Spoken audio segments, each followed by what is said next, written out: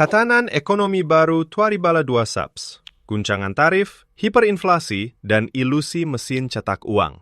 7 hal yang perlu Anda ketahui. 1. Trump memberlakukan tarif pada dunia. Akankah memicu hiperinflasi global? Kemiskinan adalah masalah serius di banyak negara di seluruh dunia. Sepanjang sejarah, umat manusia telah berjuang untuk memecahkan teka-teki sulit ini. Namun, memasuki periode 2025-2026, dunia menyaksikan pergeseran seismik baru. Presiden Donald Trump menerapkan tarif universal dan resiprokal pada hampir seluruh negara lain di dunia. Bayangkan ini, tarif 10% diterapkan secara global. 25% hingga 50% ditujukan langsung ke negara tetangga seperti Kanada dan Meksiko. Dan terkadang, tarifnya mencapai setinggi 145% untuk Tiongkok.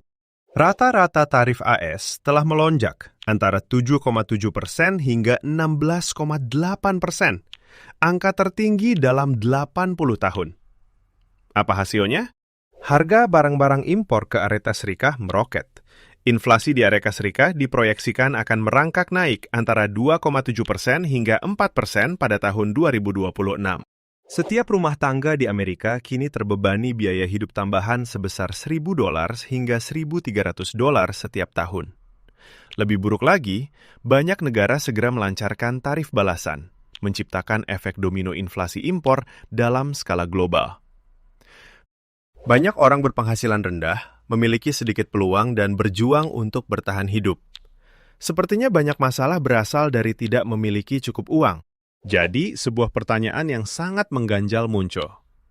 Mengapa pemerintah negara-negara yang sedang berjuang tidak mencetak lebih banyak uang untuk mengatasi krisis?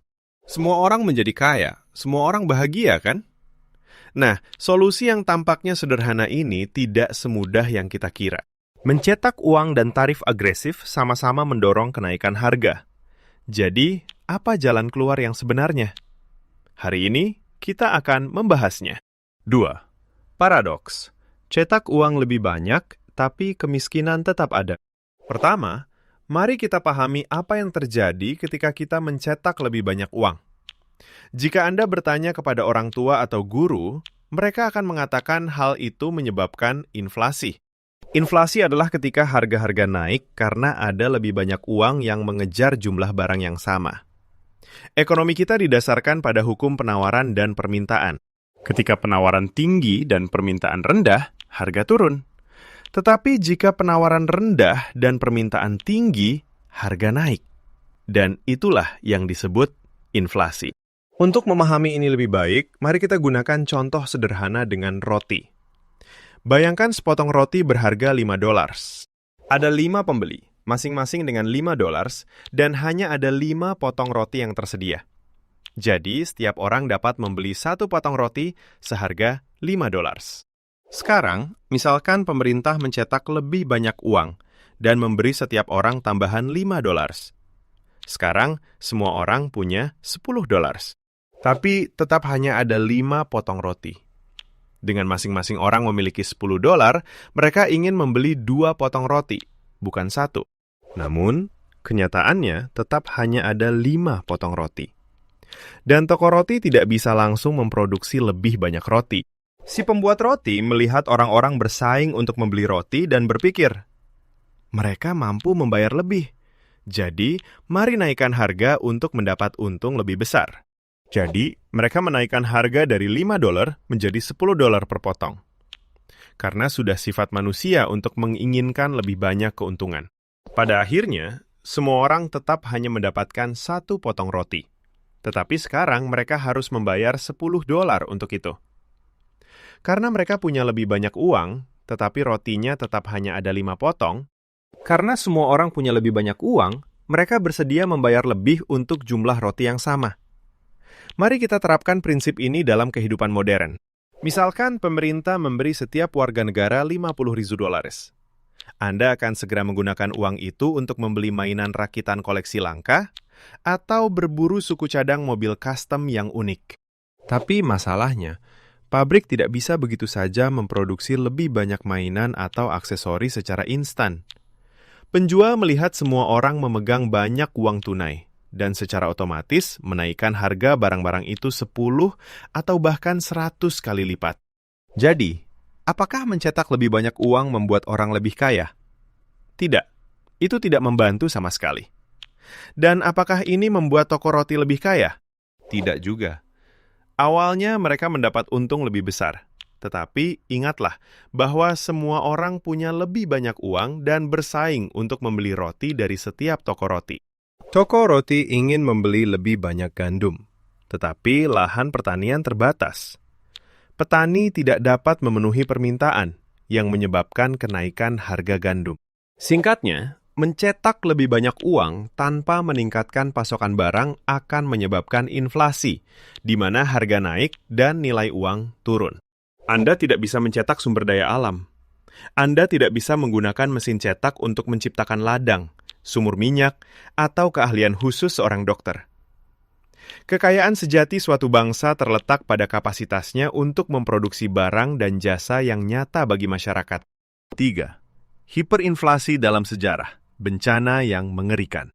Mungkin kedengarannya seperti ide bodoh, dan Anda mungkin yakin tidak ada negara yang akan melakukannya. Nah, beberapa negara benar-benar melakukannya, dan itu berakhir dengan bencana. Dan ketika inflasi menjadi sangat parah, itu disebut hiperinflasi. Mari kita lihat Republik Weimar pada tahun 1920-an. Hancur oleh Perang Dunia I, pemerintah benar-benar bangkrut. Dalam upaya putus asa untuk membayar utang dan menutupi pengeluaran, pemerintah secara sembrono mencetak uang. Pada November 1923, harga-harga naik 2 kali lipat setiap beberapa jam. Sepotong roti yang harganya 250 mark pada awal 1923 meroket menjadi 200 miliar mark pada akhir tahun itu.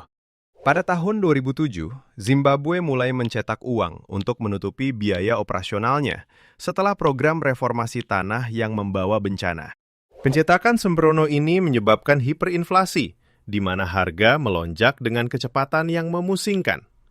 Pada tahun 2008, tingkat hiperinflasi Zimbabwe mencapai puncaknya pada angka luar biasa, yaitu 89,7 sekstiliun persen per tahun.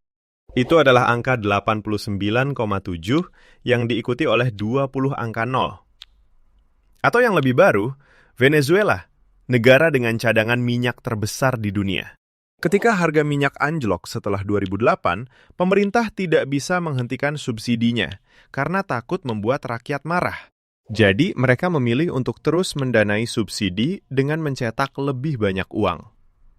Pencetakan uang yang berlebihan ini menyebabkan hiperinflasi. Bahkan hingga tahun 2025, tingkat inflasi di sini tetap berada di angka mengerikan 269,9%, tertinggi di dunia. Mata uangnya menjadi sangat tidak berharga sehingga orang-orang membuangnya di jalan karena tidak bisa membeli apapun. 4. Pil racun yang sering digunakan pemerintah. Dihadapkan dengan inflasi, banyak pemerintah terus membuat kesalahan. Mengapa pemerintah tidak melarang kenaikan harga secara hukum untuk menghentikan inflasi? Jika pemerintah mencetak lebih banyak uang tetapi memerintahkan agar harga tetap, bencana akan terjadi dengan cara yang berbeda. Barang-barang akan ludes dari rak dalam hitungan menit. Bisnis akan cepat bangkrut. Hasilnya adalah terbentuknya pasar gelap, di mana barang-barang dijual secara sembunyi-sembunyi dengan harga selangit. Kenaikan upah minimum yang tiba-tiba dan tajam dapat memiliki efek serupa. Restoran terpaksa menaikkan harga menu mereka atau memberhentikan staf. Hal ini secara tidak sengaja mengurangi daya beli real. Untuk mengukurnya, para ekonom menggunakan konsep keranjang kebutuhan pokok. Di negara-negara seperti Brazil, biaya sekeranjang makanan pokok telah berlipat ganda.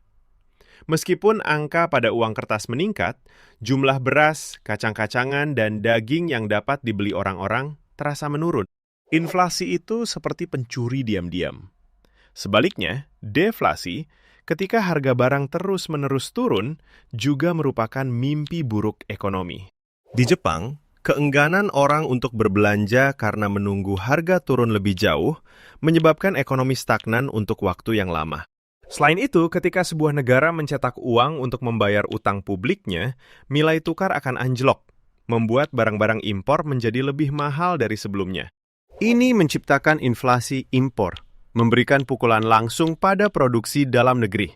FEMA, 2 eksperimen langsung 2025-2020 tarif Trump dan gergaji mesin Milley. Saat ini, dunia sedang menyaksikan 2 eksperimen ekonomi besar yang sangat berlawanan. Di satu sisi adalah Amerika Serikat di bawah Donald Trump. Alih-alih mencetak uang, ia menggunakan tarif yang sangat tinggi untuk melindungi industri dalam negeri. Pendapatan pajak pemerintah mencapai rekor tertinggi, tetapi konsekuensinya adalah harga bensin, mobil, dan elektronik semuanya dinaikkan. Inflasi impor sedang meningkat, dan dalam jangka panjang, PDB bisa menghadapi tekanan penurunan. Dia bertaruh bahwa penderitaan jangka pendek ini akan memaksa pabrik-pabrik untuk memindahkan produksi kembali ke Amerika Serikat. Di ujung yang berlawanan, kita punya Presiden Javier Milei dari Argentina, dengan kebijakan ekonomi gergaji mesinnya. Mengambil alih negara yang tenggelam dalam hiperinflasi akibat pencetakan uang sembrono selama bertahun-tahun, Milei melakukan hal yang sebaliknya. Memangkas belanja publik secara drastis, menyeimbangkan anggaran, dan bersumpah untuk menghentikan mesin cetak uang dengan cara apapun. Hasilnya luar biasa. Inflasi, yang tadinya lebih dari 200%, telah anjlok menjadi hanya sekitar 33% pada periode 2025 sampai 2026. Argentina mencatat surplus anggaran untuk pertama kalinya dalam 16 tahun, dan tingkat kemiskinan turun tajam dari 53% menjadi 38%. Jelas, pelajarannya di sini adalah memotong pengeluaran yang boros dan mendorong produksi real selalu menang melawan ilusi mencetak uang dan subsidi besar-besaran. 6. Mengapa emas dan bank sentral yang independen itu penting? Banyak orang menyarankan untuk kembali ke standar emas untuk mata uang. Ketika uang didukung oleh emas, pemerintah tidak dapat secara sewenang-wenang meningkatkan jumlah uang beredar. Namun, sistem ini juga membatasi kemampuan pemerintah untuk mengatur ekonomi dalam keadaan darurat, seperti pandemi atau perang. Yang lebih penting, bank sentral harus independen dari tekanan politik jangka pendek pemerintah. Politisi seringkali ingin mencetak uang untuk memenuhi janji kampanye demi menyenangkan pemilih secara instan. Peran bankir sentral adalah menjaga jumlah uang beredar sejalan dengan tingkat pertumbuhan barang dan jasa. 7. Solusi sebenarnya, satu-satunya jalan menuju kemakmuran berkelanjutan. Jadi, apa solusi terbaik? Pemerintah harus fokus pada penciptaan nilai real. Ini berarti berinvestasi dalam pendidikan, membangun infrastruktur, serta mendukung teknologi dan bisnis. Jika penawaran tinggi bertemu dengan permintaan tinggi, harga akan stabil. Jepang dan Korea Selatan telah mencapai ini. Tiongkok saat ini juga tidak memilih untuk mencetak uang secara sembrono, tetapi sebaliknya berfokus pada subsidi besar-besaran untuk teknologi inti, yang membantu menjaga inflasinya pada tingkat rendah sekitar 1,3%. AS di bawah Trump juga berharap bahwa memangkas peraturan yang memberatkan akan melepaskan kapasitas produktif untuk menciptakan lapangan kerja di dalam negeri. Bagi negara berkembang seperti Indonesia, pelajaran yang tak ternilai adalah ini. Untuk keluar dari kemiskinan tanpa menyebabkan inflasi, satu-satunya cara adalah meningkatkan produktivitas tenaga kerja. Berinvestasi dalam pendidikan dan menerapkan teknologi baru membantu bisnis menghasilkan lebih banyak barang dengan biaya lebih rendah. Ketika pasokan melimpah, harga secara alami menjadi wajar. Orang-orang yang memiliki pekerjaan akan memiliki pendapatan untuk membeli produk. Rakyat akan bahagia, dan negara akan makmur. 8. Singkatnya, kemakmuran sejati dibangun di atas pengetahuan dan kreativitas, bukan pada jumlah mesin cetak uang. Langkah-langkah seperti mencetak lebih banyak uang, memberlakukan batas atas harga, atau meluncurkan paket subsidi besar-besaran yang sembrono hanyalah obat penghilang rasa sakit yang menciptakan ilusi kekayaan sementara. Satu-satunya solusi yang paling berkelanjutan adalah selalu produksi yang lebih kuat, disiplin keuangan yang ketat, serta kemajuan pendidikan dan teknologi. Jadi, bagaimana sudut pandang Anda? Apakah menurut Anda tarif besar-besaran Donald Trump akan menjadi penyelamat atau pukulan fatal bagi ekonomi Amerika Serikat dan kekuatan ekspor Indonesia? Apakah Anda percaya gergaji mesin Javier Milei adalah standar emas yang baru? Sampaikan pendapat Anda di kolom komentar di bawah agar kita bisa berdebat. Jangan lupa untuk suka dan bagikan video ini kepada teman-teman Anda jika Anda ingin ekonomi negara kita tumbuh melalui kekuatan real, bukan mengikuti jejak bencana Venezuela atau Zimbabwe. Berlangganan dan tekan lonceng notifikasi agar Anda tidak ketinggalan episode kami berikutnya. Terima kasih telah menonton, dan sampai jumpa lain waktu.